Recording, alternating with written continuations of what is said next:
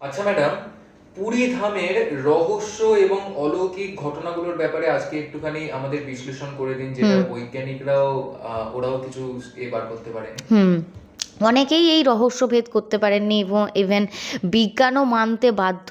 যেখানে পাখি ওড়ে না, ধ্বনি হয় নিঃশব্দে, আর পতাকা বাতাসের বিরুদ্ধে ওড়ে, সেই পুরীধাম কিন্তু শুধুই মন্দির নয়, এক অলৌকিক ক্ষেত্র।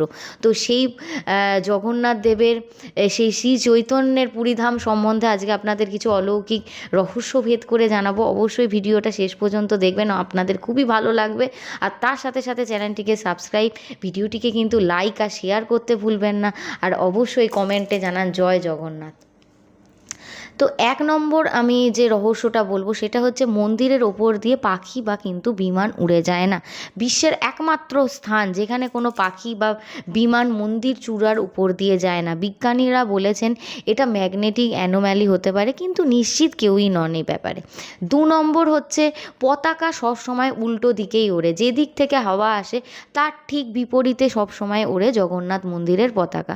ফিজিক্সের ব্যাখ্যা নেই, এ এক আশ্চর্য কিন্তু শক্তি। সিংহদ্বার তিন নম্বর, সিংহদ্বার পার হলেই বাতাস স্তব্ধ হয়ে যায়।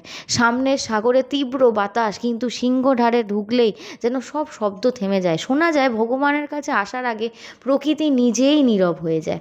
চার নম্বর হচ্ছে নীল চক্র, সব দিক থেকে দেখা যায় একইভাবে। মন্দিরের ভেতরে একটা সুদর্শন চক্র আছে, আপনি যে কোনো দিক থেকে দেখুন সেই একই কোণ থেকে আপনার দিকে তাকিয়ে আছে বলে মনে হবে।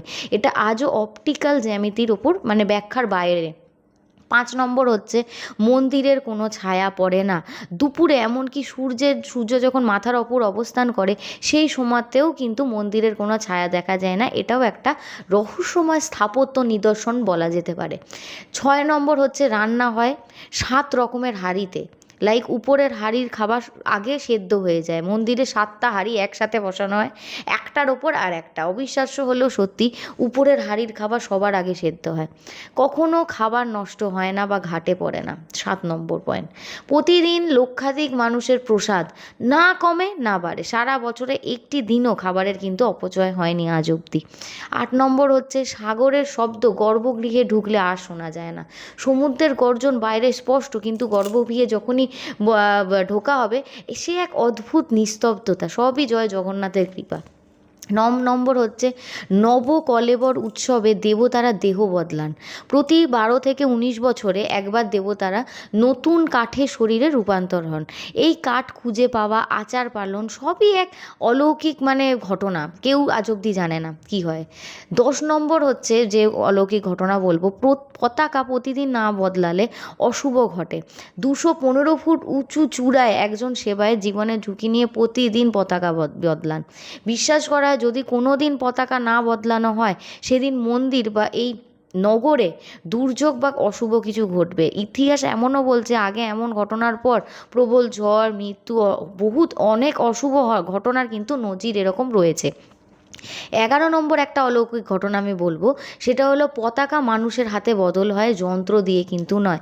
এত উচ্চতায় এত ঝুঁকি নিয়েও কিন্তু কোনো যন্ত্র দিয়ে পতাকা বদল করা হয় না, শুধু একজন মানুষের দ্বারা প্রতিদিন পতাকা পরিবর্তন করা হয়। এটাই জগন্নাথের কৃপা বলে ধরে নেওয়া হয়।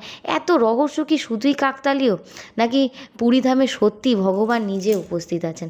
অবশ্যই কমেন্ট করে জয় জগন্নাথ লিখুন, আর তার সাথে সাথে চ্যানেলটিকে সাবস্ক্রাইব, ভিডিওটিকে লাইক শেয়ার করতে একদমই ভুলবেন না।